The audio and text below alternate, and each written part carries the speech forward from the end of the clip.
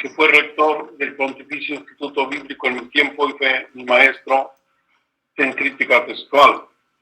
Lo conocí y después fue cardenal de Milán, y un hombre muy sabio y muy lleno de Dios. Y hizo esta oración que creo que nos va a gustar. En el nombre del Padre, del Hijo, del Espíritu Santo. Amén. Ilumina, Señor, nuestra mente.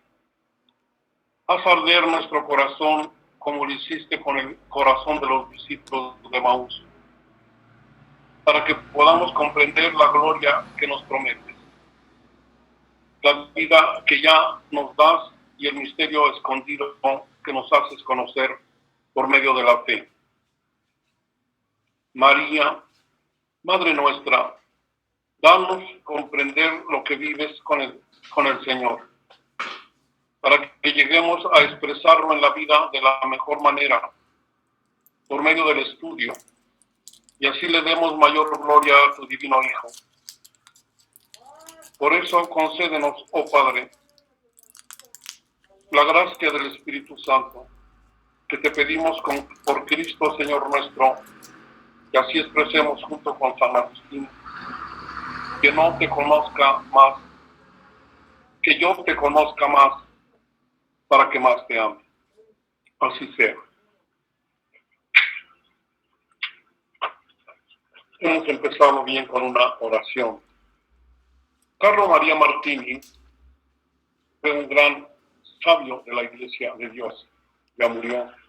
Está enterrado en la Catedral de Milán. Él contribuyó a hacer este Nuevo Testamento, no sé si lo ven, Nuevo Testamento en griego, en compañía de otras gentes, no lo hizo solito, pero el grupo, para que tengan una idea de que hay muchas gentes que se queman las pestañas para que nosotros tengamos la herencia de su trabajo. Un grupo de varias personas, entre otras Kurt Aland, Martín, hicieron este libro en 31 años, porque se trata de ir comparando todos los manuscritos antiguos para ir palabra por palabra de las 394,000 palabras que tiene el Nuevo Testamento, ir sabiendo qué lleva cada verso. Y abajo ponen el aparato crítico para decirte por qué no pusieron una palabra y pusieron otra. Y te dicen porque estaba en el Código Sinaítico o en el Vaticano o en el Catalbrillensis o en el Besa, etc. Y eso pues lleva muchísimo trabajo. Yo lo estoy usando ahorita, así lo empecé a usar.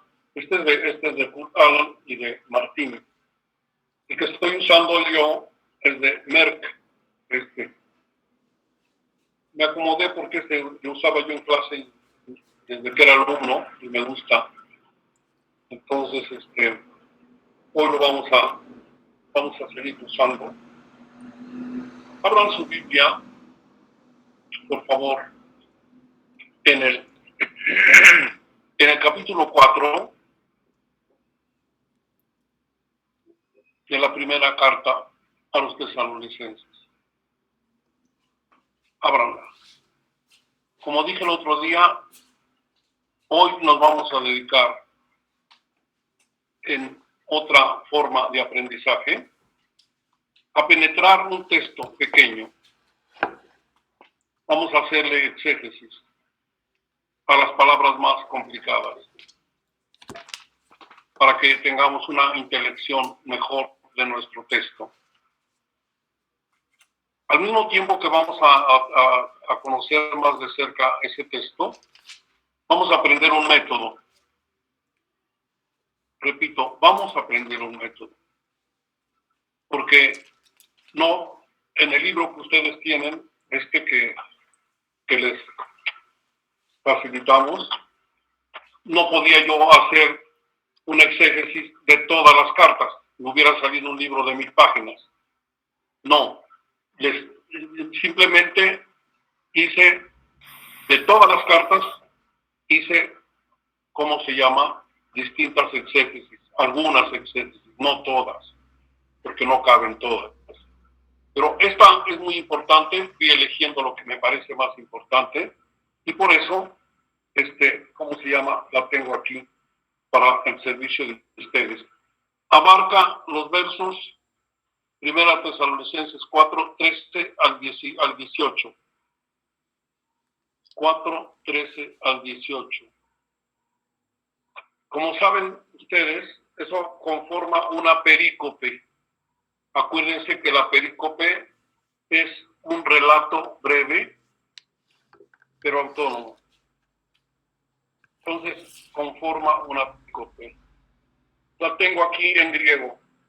Voy a irla diciendo en griego, porque normalmente vamos a utilizar algunas palabras, y ustedes vayan viendo en español.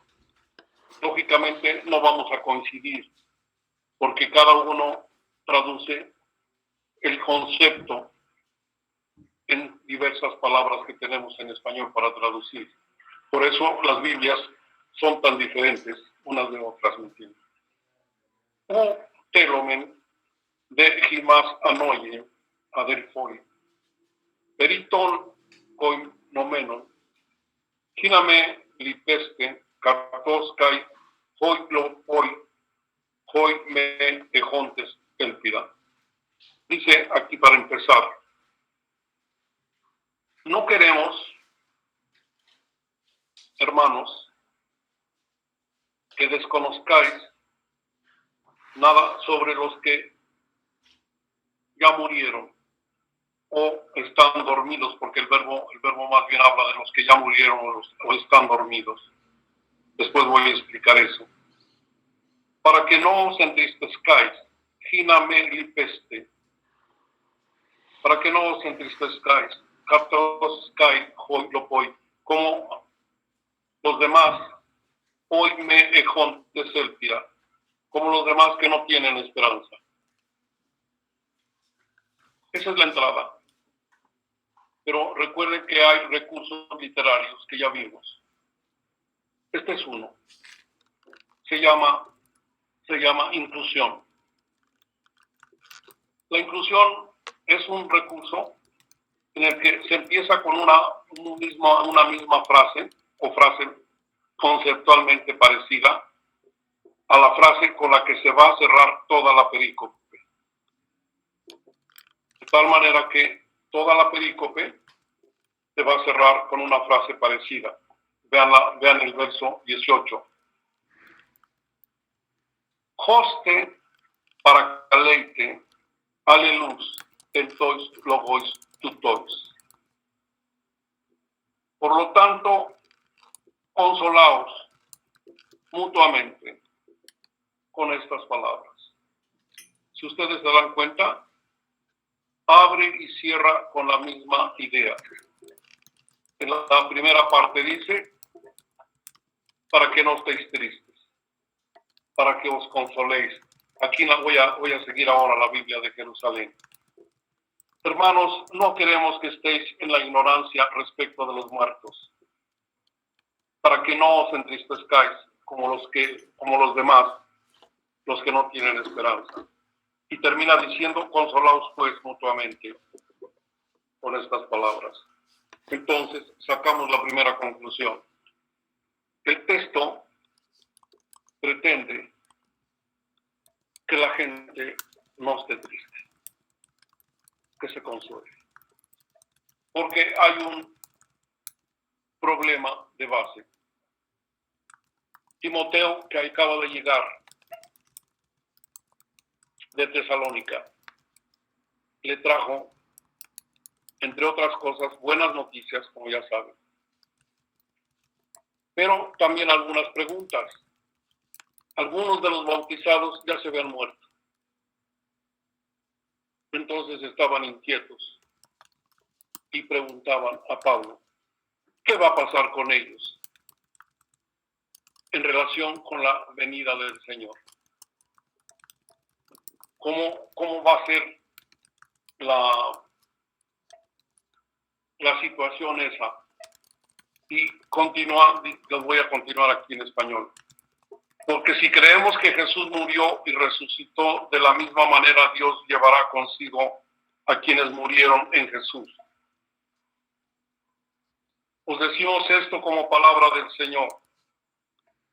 Nosotros los que vivamos, los que quedemos hasta la venida del Señor, no nos adelantaremos a los que ya murieron.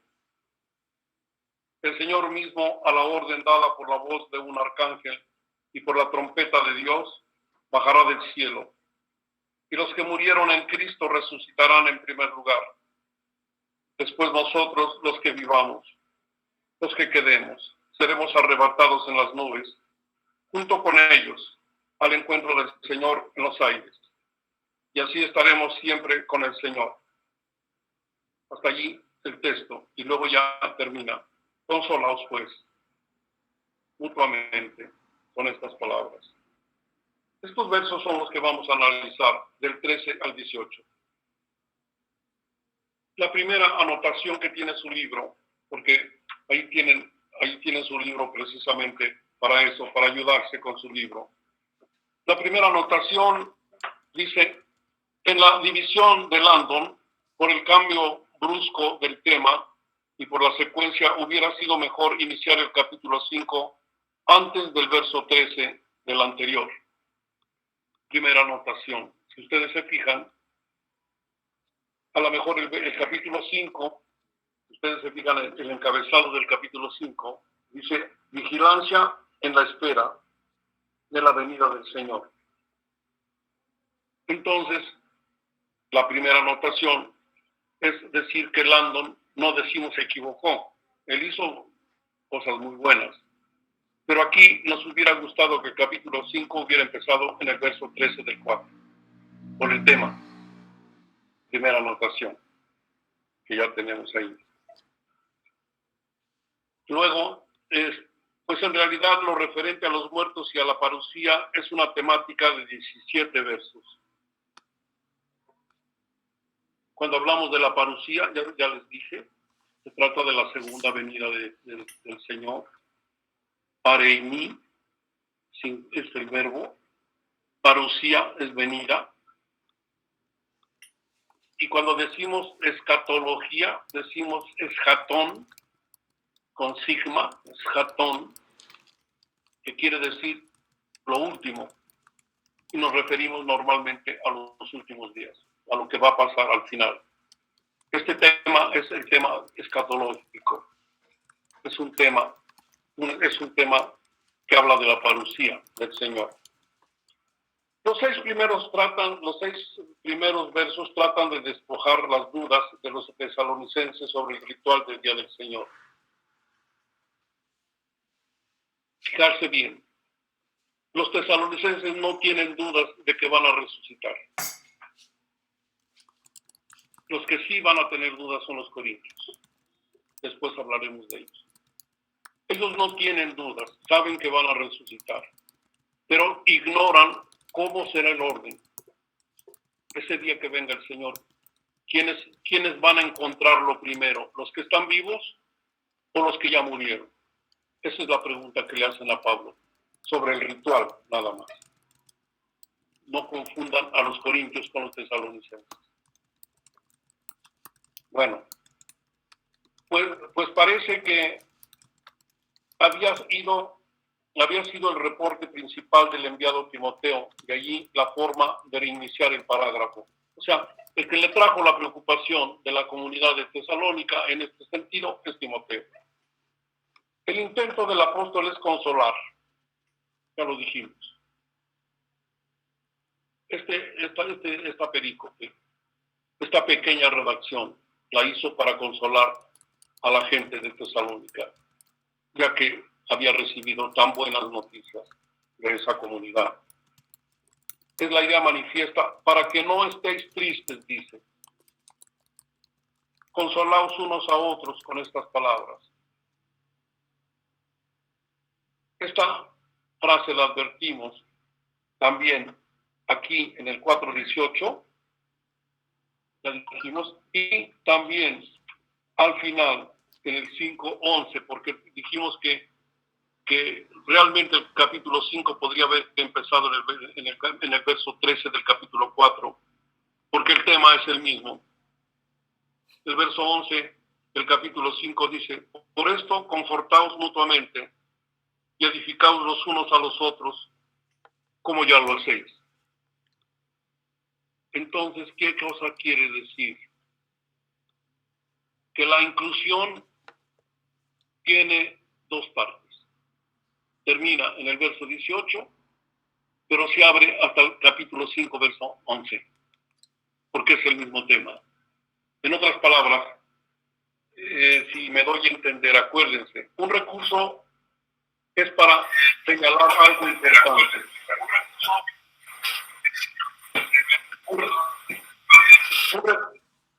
Un recurso es para señalar algo importante, como para decirte, como dicen las mamás, me traes tanto de cebollas, tanto de ajos, tanto de jitomates, y como sabe que a su niño se le puede olvidar, al último le vuelven a repetir lo mismo que le dijeron al principio. Es un recurso para que la gente no se olvide. Ya, Pablo está diciendo, a mí lo que me interesa es que tengan buen ánimo, que no se preocupen, que se consuelen, porque va a explicar en el verso 14 exactamente lo que sigue. Respecto a 1 Tesalonicenses 13, los muertos no estarán en desventaja en relación con los sobrevivientes. Ya va a empezar a contestar, porque el problema es el ritual final. ¿Cómo va a ser aquello?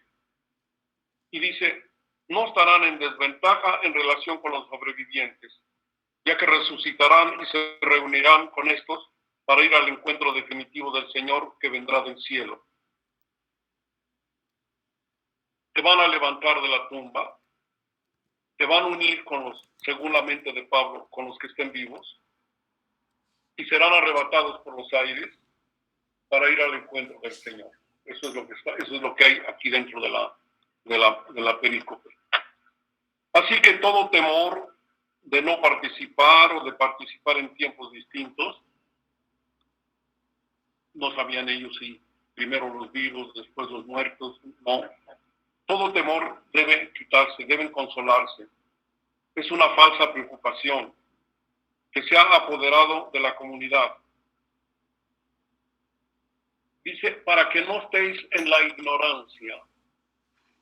Estar en la ignorancia no quiere decir que Pablo no les hubiera abordado el tema oralmente, pues al hablar del resucitado y sobre todo frente a los paganos, era imposible imaginarlo. De tal manera que el libro de los Hechos, capítulo 17, verso 31, 24, 15, etcétera, siempre que habla del resucitado, habla de los seguidores de Cristo que vamos a resucitar. Así que cuando dice para que no estéis en ignorancia, no quiere decir que Pablo no les hubiera explicado de palabra cuando estuvo presente frente a los tesalonicenses. Pero pues, ahora les recuerda lo que seguramente ya se les olvidó. Porque siempre que Pablo, vuelvo a repetir, habla del resucitado, siempre habla de la conveniencia del auditorio. A mí me pueden hablar del resucitado, pero si no tiene nada que ver con mi propia esperanza de resucitar, a lo mejor no me interesa mucho. No, están implicados, o estamos implicados todos los que seguimos a Jesús. Entonces, Pablo es una forma de hablar, como de recordarles que ya les había dicho que íbamos a resucitar, que iban a resucitar los tesalonicenses. A lo mejor por tratarse de un tema tan importante, faltaron más explicaciones a los oyentes o las entendieron o no las entendieron bien. La expresión los que duermen está aquí que acabo de leerles.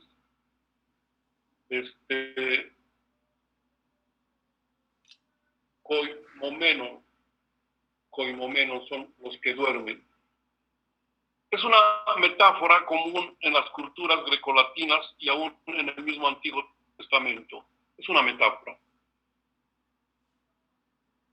Yo me acuerdo que cuando iba a la primaria me aprendí una poesía que estaba en una gramática española de Emilio Marín, que decía: imagen o sueño, imagen espantosa de la muerte. Ya, ahí se reflejaba ya lo que está diciendo Pablo, porque al final de cuentas toda nuestra cultura viene de Grecia y de Italia. Bueno, no de Italia, sino del Imperio Romano. Entonces, los que duermen es una metáfora común a estas culturas. En Marcos 5:39, la hija de Jairo no ha muerto, sino que está durmiendo.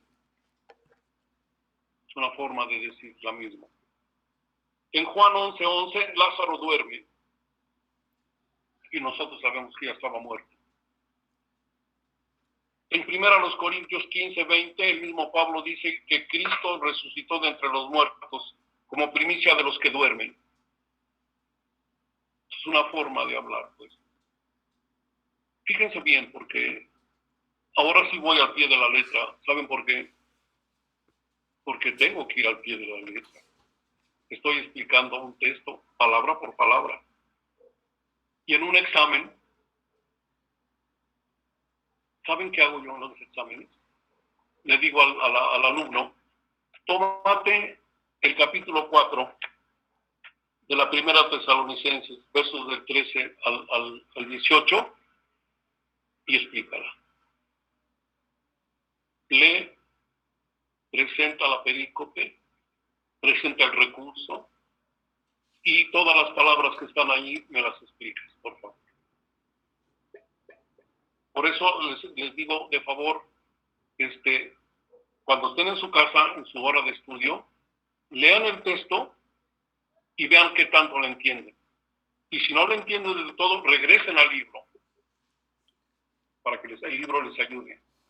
Porque estamos aprendiendo dos cosas: a entender qué pensaba Pablo sobre el fin de los tiempos.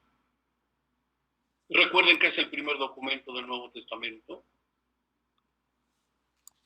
Después ya Pablo va a hablar más ampliamente cuando abordemos el capítulo 15 de los Corintios. Cuando yo diga capítulo 15, ya no digo primero a los Corintios. ¿Para qué? Si sabemos que la segunda tiene 13. Si yo digo capítulo 15 de los Corintios, ya se entiende que es la primera, ¿verdad? No veo que se sonrían tantito, siquiera, para que me anime yo tantito. Bueno, entonces ya sacamos el asunto del dormir, que es metáfora del morir. ¿Entiendes? En la mente de Pablo y en la mente de la cultura grecolatina, que es la nuestra. Cuando dormimos, es lo más cercano a la imagen de la muerte. Bueno. El dolor por los que mueren es natural y Jesús lo santificó con las lágrimas. Juan 11:35. Si es el 11 y si es Juan, es la resurrección de Lázaro. Jesús lloró por su amigo. Es normal. De tal manera que cuando decimos así a la gente: no, hombre, cálmate, tranquila, ya no llores. No, ¿por qué no? Las lágrimas son parte estructural de los sentimientos humanos. Y aunque tengas una fe muy grande, la partida de tu ser querido, de tu hermano, de tu mamá, de tu hijo, duele. Ahora, no hay problema. Si el mismo Cristo santificó las lágrimas con las suyas. No lo olvides. Capítulo 11, verso 35 de Juan. Pero aún en medio de la pena, el hombre de fe sabe que los difuntos resucitarán y todos nos encontraremos con el Señor. Dentro de la dolencia por la partida del ser querido, está tu inmensa fe de saber que un día te vas a volver a encontrar con Cristo y con tu hermano, o con tu papá, o con tu mamá, o con los seres queridos, con los amigos. Seguimos adelante porque vamos verso a verso. Los que no tienen esperanza, acuérdense, Hay unos, dice aquí el texto, hoi lopoi, hoi me ejontes elpira. Elpis quiere decir esperanza. Ejontes es participio de presente del verbo tener, ejo. Entonces, los restantes, los demás, de tal manera que no seamos como los demás, que no tienen esperanza. O sea, nosotros, los cristianos, si sabemos que vamos a resucitar, ese es el núcleo de nuestra esperanza. Ayer terminé mi artículo del editorial de la revista y este mes se lo dediqué a la esperanza. Y hablé del núcleo de la esperanza y de las esperanzas humanas también, siguiendo el número 39 de la Gaudium et Spes. La revista la pueden tener en el momento que quieran, cuando salga la primera semana del próximo mes de octubre. Bájenla simplemente de nuestra página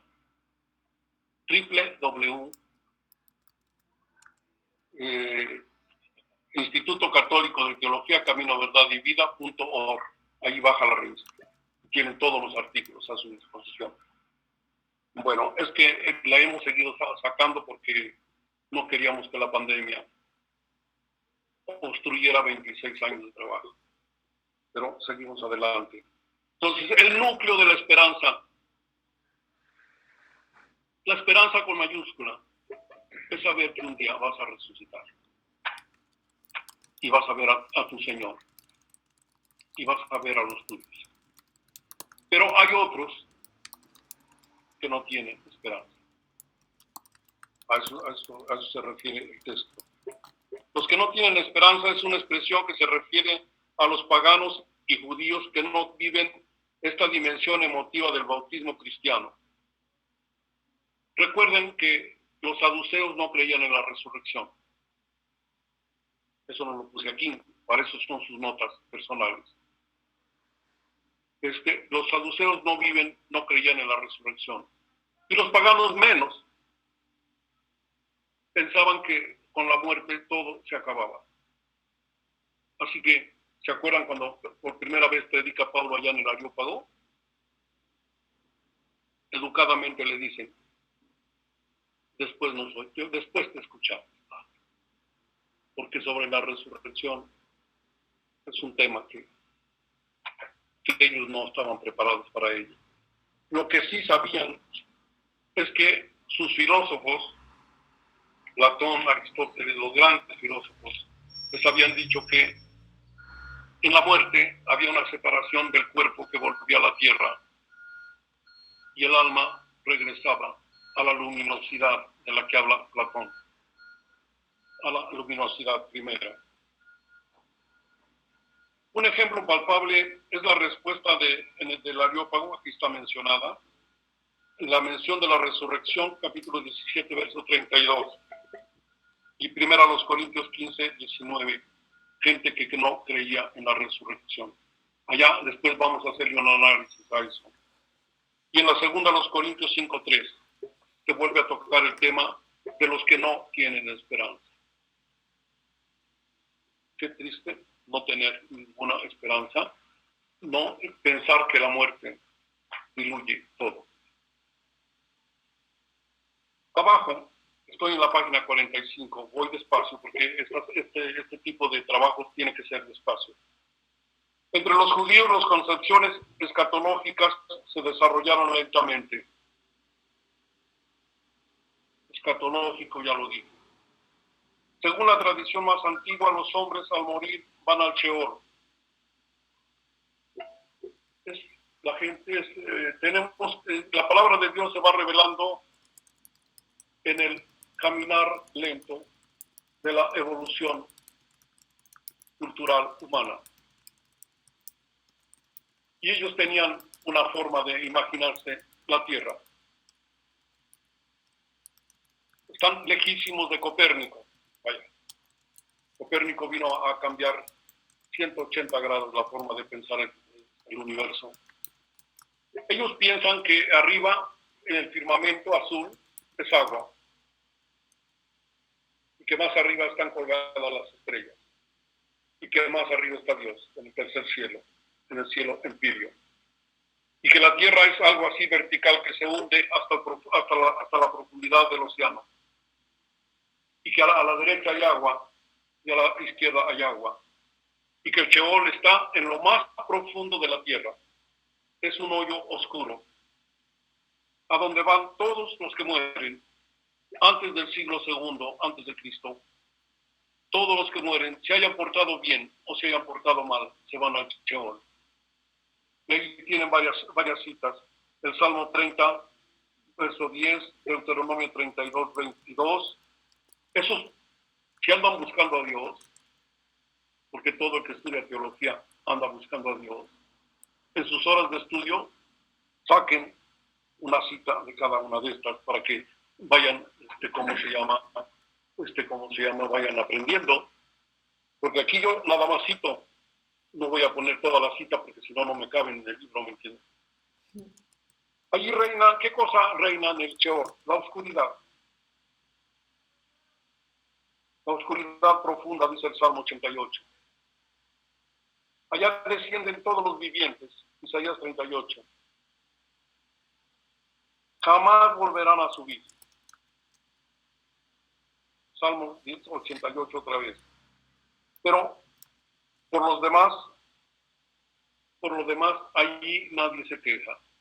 No es un lugar de castigo. Es prácticamente a donde llegaron las culturas antiguas. Se parece mucho al Hades griego. De hecho, en el discurso de Pedro, allá en el libro de los Hechos de los Apóstoles, ya lo vimos el año pasado con los seminaristas, en el discurso de Pedro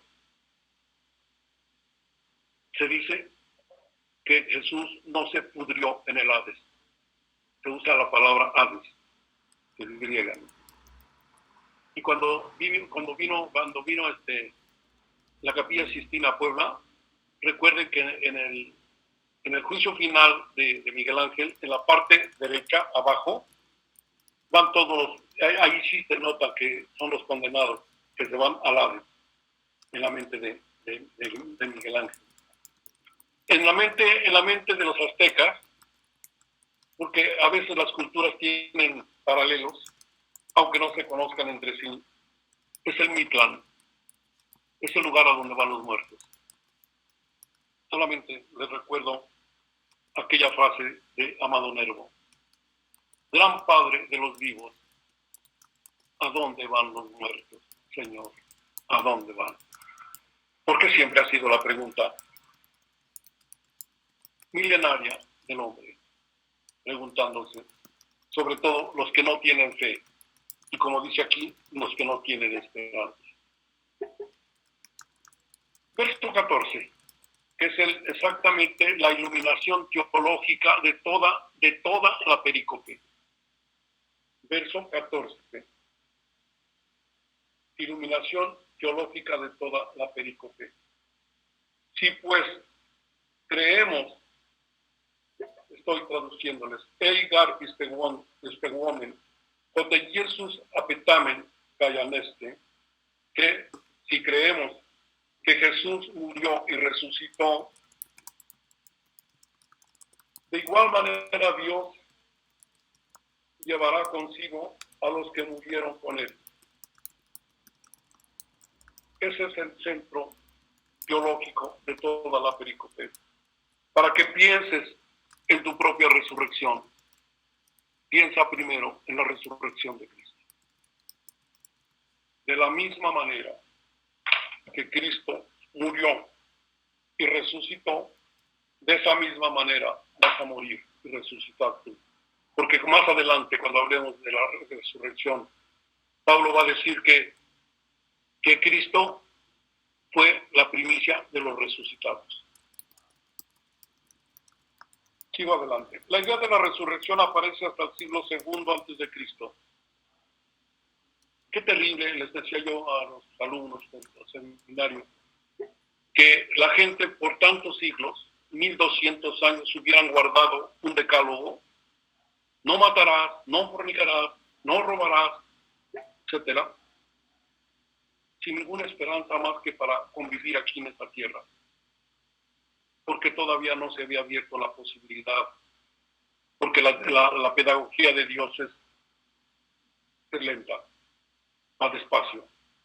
Hasta el siglo segundo antes de Cristo, y eso en los libros de los Macabeos y de Daniel, no se olviden, ahí están, es donde ya se abre la puerta para pensar que los buenos, los creyentes, los que vivieron su fe y su esperanza, van a encontrarse con el Señor y no van a ir al Sheol. Se acabó la idea del Sheol. Los apócrifos son los libros que no están en el canon judío. A eso me refiero. Los apócrifos veterotestamentarios los nombran algunas veces. Nombran la resurrección, rechazándola o admitiéndola, extendiéndola a todos los hombres o solamente a algunos. Los fariseos contemporáneos de Jesús sí creían en la resurrección. Si se acuerdan, cuando Jesús ya está en Jerusalén en la semana anterior a su muerte, se acercan los fariseos para ponerle algunas trampas y le preguntan que si es lícito pagarle al César el tributo. Pero los saduceos no preguntan eso, sino ellos hacen la pregunta de aquella mujer que tuvo por esposos a 7 hermanos, como para burlarse en público de Jesús, porque esos eran los sacerdotes del templo, esos no creían en la resurrección. ¿De quién de ellos será la esposa? Ya Jesús les contesta. Lo tienen ahí cerca del mismo lugar. Bueno, el fundamento de la esperanza cristiana es la certeza de la futura resurrección y la convivencia final con el resucitado. Efesios 2, 5 al 6. La resurrección de Cristo no es solo la garantía, sino la causa de los fieles, de la resurrección de los fieles. Ya, repito esta frase. La resurrección de Cristo no es solo la causa de que tú vayas a resucitar, sino también la garantía. Si Él resucitó y tú estás unido a Cristo desde el bautismo, vas a resucitar. Jesús es primicia de los que duermen. Primero a los Corintios 15, 20, que después voy a explicar más. Es primicia. ¿Saben lo que es la primicia? En los mundos agrícolas es lo primero que se madura en los campos y se lleva al templo desde el tiempo de Cristo, desde antes del tiempo de Cristo. Las espigas que primero maduran se llevaban al templo como ofrenda y son las primicias. Cristo es la primicia, es el primero de los resucitados. Sus seguidores serán conducidos por Él al triunfo final, a una doctrina que también se sostiene sobre la realidad metafórica del cuerpo de Cristo. El verso 16 emplea la misma forma verbal referida a Cristo para hablar de los fieles. ¿Sí? ¿Se acuerdan bien? Damos el verso 16, ahí lo tienen. Porque no nos vamos a separar del texto, porque estamos ahorita en eso, tratando de explicar el texto. Verso 16, el Señor mismo, a la orden dada por la voz de un arcángel y por la trompeta de Dios, bajará del cielo, y los que murieron en Cristo resucitarán en primer lugar. Así dice el texto de la Biblia de Jerusalén. El 16 aquí dice, juntos con Kyrios en Keleumatin, pues el mismo Señor, a la orden de una voz del arcángel y de la salpigi y de la trompeta de Dios, te bajará del cielo y los muertos, Hog Necroi, por eso la necrópolis es el panteón, Necroi son los muertos, los que murieron en Cristo se levantarán primero, dice aquí el texto, decía yo que realmente el verso 16 es una reafirmación de lo que dice el 15. El binomio muerte-resurrección, Pablo lo repite siempre que quiere demostrar que los bautizados participan con el Maestro del mismo acontecer pascual. De todas esas citas, la que más me gusta, bueno, todas son importantes, pero la vamos a ver con calma, la vamos a explicar también. La de Romanos 6, 4, 14, está aquí, en el libro. ¿Por qué?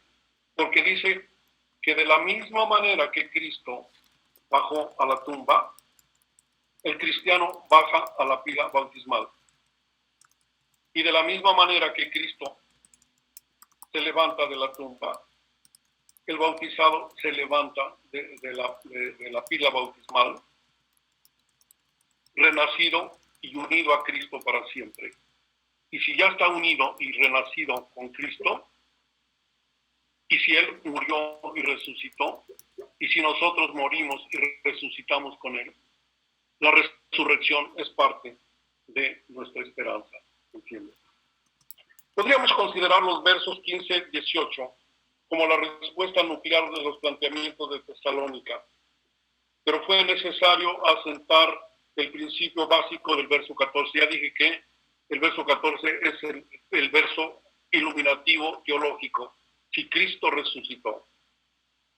Para ir al meollo de la respuesta. Esta palabra del Señor podría ser un ágrafa, es decir, alguna expresión que no registra por escrito, que no se registra por escrito o algo parecido. ¿A qué me refiero? Óiganla. Estamos en el 17. Porque ya vi el 17, dice, después nosotros, los que vivamos, los que demos, no antes, perdón, en el 6. El Señor mismo, a la orden dada por la voz de un arcángel y por la trompeta de Dios, bajará del cielo, y los que murieron en Cristo resucitarán en primer lugar. Después nosotros, los que vivamos, los que quedemos, seremos arrebatados en las nubes, junto con ellos, al encuentro del Señor en los aires. Y así estaremos siempre con el Señor. Hasta allí la doctrina. Después ya viene la frase de consolación final, ¿entienden? Esa frase que dice allí, que está allí entre comillas, para decir que se está citando de algún lugar, es una ágrafa. Y cuando yo digo una ágrafa, el alfa es privativa en griego, quiere decir que no existe escrita. Grafo es escribir. Un ágrafo es algo que no está escrito en la Sagrada Escritura, que sabrá Dios de dónde lo sacó Pablo, pero que seguramente es palabra de Cristo. A eso se llama ágrafa. Acuérdense que, por ejemplo, si decimos África, el alfa privativa dice lugar donde no hay frío. ¿Sí? África. Normalmente es lo mismo que aquí. Y ya voy a terminar para que dejemos el tema más difícil para la próxima vez. Pero esta palabra del Señor podría ser un ágrafa, es decir, alguna expresión no registrada por escrito o algo parecido, como también podría haberse encontrado algo en el capítulo 24, verso 30. Si lo ves de Mateo, hay algo parecido a la frasecita, pero no es igual. Juan 6, 39 y siguientes. Pero en todo caso, el escribano recurre a la autoridad misma de Cristo como revelador supremo de una cuestión tan importante como son los destinatarios. Aquí nos quedamos, porque creo que ya es hora, ¿no? Una con 6. Sí, aquí nos quedamos, pero siempre los escucho. ¿Alguna pregunta del tema que tocamos para que no nos salgamos, no perdamos tiempo? Yo, padre. No hemos terminado. Sí, por favor. Padre, no sé si en algún momento se tocará más adelante, pero este tema escatológico que aborda Pablo, ¿qué tanto se aleja o se encuentra con el discurso escatológico de Mateo 25? Es muy parecido, está bien la pregunta. Me gusta que no se salgan las preguntas del tema y está muy bien. Al principio, como voy a decir la próxima clase, este es para la próxima clase, pero ya nos estamos adelantando y está bien. Al principio, los cristianos no tenían mucha seguridad de cuándo iba a suceder la llegada del Señor, la parucía. Y por lo que he visto, de eso vamos a concluir de aquí 8 días, el jueves. Pablo tampoco, él creía que pronto iba a suceder la venida del Señor. Y entre los escritores de los evangelios, Mateo precisamente y Marcos son de los que dicen que ya piensan que ya está próxima. Lucas, como escribe ya por los años 80, 90, ya no le interesa tanto la proximidad como el hecho de que va a suceder, nada más.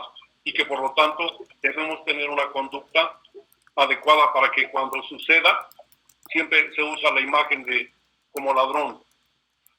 La última llegada será como ladrón. O sea, que estemos preparados para cualquier eventualidad. ¿Entiendes?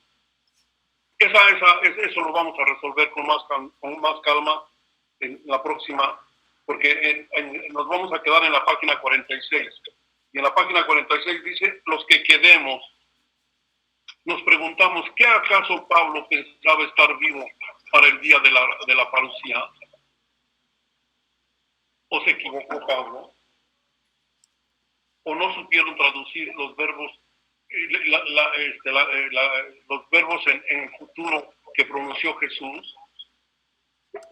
Porque los futuros son unos más lejanos y otros más cercanos. ¿No sería que la fiebre escatológica del tiempo de Jesús acercó los futuros de los verbos más de lo que Jesús los había acercado? Y terminó diciendo, para que no tengamos dudas, porque Marcos nos va a sacar de la duda. Marcos 13, Marcos 13, verso 32 dice que ni siquiera ni los ángeles del cielo, ni Cristo, sino solo el Padre, se reserva el día de la parucía final. Pero ellos, el Padre se lo reserva, pero ellos siempre generalmente manejan los verbos en una gramática de futuros muy próximos. ¿Entiendes? De eso voy a hablar el próximo jueves. ¿Alguna otra pregunta? Estuvo buena la pregunta, me gustó. Sí, José Luis. Monseñor, ¿por qué si la escatología se refiere a lo último y los temas escatológicos son muerte, juicio, infierno y gloria, se llaman novísimos, que pareciera un contrasentido? Ese es un término de la teología medieval. Hoy prácticamente ya no se usa. O algunos teólogos todavía los usan porque pues, son puntos de referencia, maneras de hablar. Pero de hecho, pues sí, en realidad no, son temas escatológicos, o sea, que tienen que ver con los últimos días. Escatón, es eso, lo último. Y cuando hablamos de escatología, estamos hablando de un tratado que habla de los últimos días, de lo que va a pasar después. Y aquí, acuérdense que las cartas de Pablo son circunstanciales, que no son temáticas. Porque, por ejemplo, en un seminario, en una universidad, le dicen tratado de escatología. No. Aquí Pablo, las cartas de Pablo son circunstanciales. Le preguntan cómo va a ser el ritual del último día. Y él contesta. No, y vuelvo a repetir, insisto, no se vayan a equivocar. No están diciendo que no creen en la resurrección. Eso lo van a decir los corintios, no los tesalonicenses. Ellos nada más les preocupa que ya algunas viejitas que se bautizaron cuando pasó Pablo por Tesalónica ya se murieron. Y preguntan, oiga, ¿y qué va a pasar el día que venga el Señor? ¿Ellas también van a verlo? ¿Van a verlo al mismo tiempo que los que estén vivos? Y Pablo contesta, está contestando, todavía no termina, está contestando. Cuando se trate de términos exegéticos nos vamos a ir así despacio, cuando se trate de donde no haya más teología que explicar o más palabras que explicar, les toca trabajar más a ustedes. Preparen, por favor, sus ¿cómo se llama? Sus síntesis, sus resúmenes. Si no hay resumen, no hay aprendizaje. Después voy a hablar en especial con los seminaristas. Ellos saben que a mí me gusta que a veces me llevo los cuadernos de la clase. Se me hace que este año me los voy a llevar. No sé cómo, pero voy a buscar la forma de llevarme los cuadernos. Y ya les puedo ir adelantando que el 40% de su nota va a ser de la calidad del resumen que me presenten. Yo necesito que sepan resumir, que tengan las ideas. Que un resumen supone una lectura o dos o tres hasta encontrar lo básico. Desde donde puedan desarrollar, porque yo qué cosa quiero de ustedes, de los laicos también, qué quiero, de todos, ¿qué quiero? No quiero nada más que se alimenten, sino que sepan alimentar a los demás. Ustedes son profetai, es decir, son personas que van a hablar en nombre de Dios. Entonces, para eso siempre necesita tener la esencialidad de las doctrinas muy clara, y esa viene en un resumen. De una vez a los seminaristas les aviso, vamos a hablar por ahí con Fidel, a ver qué día nos ponemos de acuerdo, me voy a llevar sus libertades. A lo mejor lo vamos a hacer también a través del internet, pero yo la reviso, porque les pongo mucho interés a eso. A lo mejor hoy ya este semestre no les voy a dejar trabajos así de investigación, pero sí quiero que sus apuntes vayan bien hechos y sus resúmenes vayan bien hechos. Cuando sea necesario, ustedes ven que yo nada más pongo cita. Ustedes vayan a la Biblia y saquen la cita que más les. A lo mejor no sacan todas las citas, una por lo menos, aunque me prueben lo que estamos diciendo. Porque la teología, la que hace Pablo, la que hacemos todos, se prueba precisamente con textos revelados. Bueno, segundo, acuérdense que esta carta, por ser chiquita y por ser la primera, nada más tiene esta ¿cómo se llama? Esta perícope explicada exegéticamente. Romanos va a tener muchas, porque Romanos es la gran tesis, ¿no? Y Corintios va a tener muchas. Pero sí voy a querer, si yo te pregunto, háblame de la carta a los tesalonicenses, te voy a preguntar, ¿qué hay en el capítulo 2? ¿Qué hay en el 1? ¿Dónde están las felicitaciones de Pablo? ¿En qué partes están las 2 felicitaciones de Pablo? O sea, que sepas manejarla, que vayas y vengas, que camines por la calle, que la entiendas, que sepas dónde están todos. Porque eso es estudiar. Lo demás es oír clase. ¿De acuerdo? Entonces, acuérdense que el 70 por lo menos % del éxito de una clase es el trabajo del alumno, porque el alumno es el protagonista de su propia enseñanza. Yo solamente soy, como les dije, asesor académico, guía de montaña. Yo sé por dónde se sube a las montañas. Me conozco bien el Poplar, bien el Ista, bien el Iztaccíhuatl. Yo llevaba grupos, yo sé por dónde. Y también estas cosas sé por dónde llevarlas. Pero yo no me cargaba a los alumnos. Ellos subían con sus propias piernas. Entonces, cada quien, el esfuerzo de cada quien. Trabajen, por favor. Si andan buscando de veras a Dios, trabajen. Porque esto les va a ayudar a tener un universo teológico más amplio. Muchas gracias a todos. ¿No hay otra pregunta? Todo está bien. No se espanten, no pasa nada. Si solo los estoy invitando a estudiar. Es todo. No estoy amenazando de nada. Simplemente estudio. Es importante. Bueno. Que Dios les bendiga. Fuimos 61, fuimos 62 en la clase. Estoy sumamente contento. Acabo de tener una reunión con todos los centros de México y de España hace un ratito. También videoconferencia. y todos le están haciendo la lucha, pero ¿saben qué? Les voy a contar así en 2 palabras. Es tristeza la diferencia que hay entre la gente, ¿me entienden? Entonces en España están casi todos conectados, en Monterrey están conectados con dificultades y nosotros estamos conectados con dificultades también. Pues hay otros, por ejemplo, una representante de unos grupos de Chilapa que dijo, yo estoy en la sierra de Guerrero, allá no tengo medios, no hay, de esta manera de trabajar no la voy a usar, que no puedo usarla. Entonces, son ustedes unos privilegiados, viven en una ciudad privilegiada. Hay muchos lugares todavía de la República donde no se podría montar esto. Y en la tarde, a las 6 de la tarde, tengo la otra reunión con videoconferencia para que nos oigamos a nosotros mismos, a ver cómo nos ha ido en estos días que hemos trabajado por nuestra cuenta. Y vamos a encontrar ciertamente riquezas, pero también pobreza. Va a haber de todo. Pero ¿saben qué? La palabra de Dios es para todos. Nadie, ante la palabra de Dios, nadie es pobre. Todos vamos a escuchar cómo algunos asesores se han inventado formas para hacerse llegar. Y eso va a ser bellísimo. ¿Ustedes saben qué es esa monja de allá de la Sierra de Guerrero? Les habla por teléfono. Pues hacen lo que pueden, ¿no? Y yo bajé todo lo que... Ella es una mujer muy entregada a su trabajo.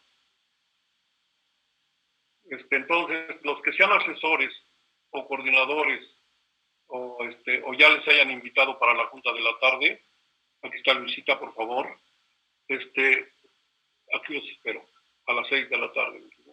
Entramos desde las 5 minutos antes de las 6, ¿no? Para que tengamos yo espero que vengan todos los asesores, todos los coordinadores, tanto de la primera etapa como de la segunda. Y para presentarles también, pues, alguna preocupación de parte de la misma escuela. Y ayudarnos unos a otros, porque si no nos ayudamos unos a otros, no estamos buscando a Dios de veras. A Dios se le encuentra en el rostro de los demás. Muchas gracias. Por el libro. Una pregunta. Por el libro. ¿El libro? Preguntan aquí, ¿se rueda a qué hora abre el instituto por el libro? Me preguntan por el libro. Seguramente se están refiriendo al libro de los Hechos de los Apóstoles. A los mandamos a hacer porque no teníamos. Y la señora encargada, que es Vero, me dijo que por el viernes, ¿cierto? Sí, padre, buenas tardes a todos. Sí, me están informando que sería jueves, pero ya por la noche. Entonces, sí. Pues ya seguramente el viernes, primero Dios, ya los tendremos. ¿Está enterado don Lalo para qué habrá? Sí, para el día viernes, igual que esté más o menos, padre, de 10 a 1, ¿le parece bien? Sí, de 10 a 1. Los que quieran, los que habían encargado el libro de los Hechos de los Apóstoles. Si se puede estar otro ratito más, hasta las 2 si quiera, ¿no? Bueno. ¿Sí? Sí, padre. Sí. Todavía de esos libros, ven que se mandaron a hacer más, quedan 5, ¿cierto? ¿Me dijiste? No, ya nada más quedaba 1. Ya nomás queda 1. Bueno, pero de estos hay 25. Sí. Bueno, así para es. los que los quieran, porque los van a necesitar. Es que aquí hay varios artículos a los que tienen que recurrir. Hay varios capítulos a los que tienen que recurrir para iluminar este libro. Porque aquí están las acciones de Pablo y aquí están sus cartas. Bueno, ok. Entonces, termino con esa frase. Si estamos buscando a Dios, dejémonos invadir por su presencia. Busquémoslo de veras. Y el primer paso es la información. Todo lo que Dios ha revelado, para que después nosotros lo retrabajemos interiormente, lo vayamos aplicando a nuestro ser. Y después, al último, lo transmitamos a otras personas. Que Dios los bendiga. Nos vemos el jueves. Gracias. Gracias, Gracias, padre.